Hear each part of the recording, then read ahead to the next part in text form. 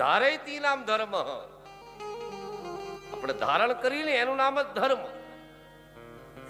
આપણે વસ્ત્ર ધારણ કરી એને ધર્મ જ કહેવાય. એટલે આપણે જ આપણા ધર્મ એટલે ડગલે પગલે આપણે આપણા ધર્મની રક્ષા કરવાની છે.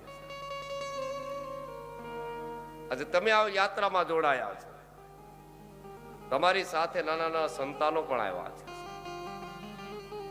તો એટલી તો ખબર પડે કે મારા બાપા કંઈક લઈ ગયા હતા, તો કાલ સવારે ઈ પણ એના સંતાનોને યાત્રામાં જોડશે. આજે તમે કથા કરો છો તો એને ખબર પડે કે પિતૃ મોક્ષાર્થે કંઈક કરવું જોઈએ. કારણ કે આ દેહ જે મળ્યો છે, ગરુડ પુરાણમાં તો એટલું બધું નરકનું વર્ણન છે, સાંભળો ને ત્યાં કાપી જાઓ, પછી વિચાર કરવો પડે ચાલવું કે ન ચાલવું.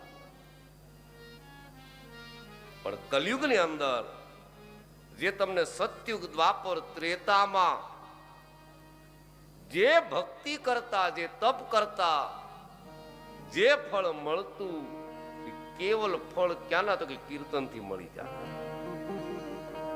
ભગવાનના નામમાંથી મળી જાય. હવે ભગવાનની ખાલી 7 દિવસ કથા સાંભળી લ્યો, મુક્તિ મળી જાય. વાંગમય જેનું રૂપ છે.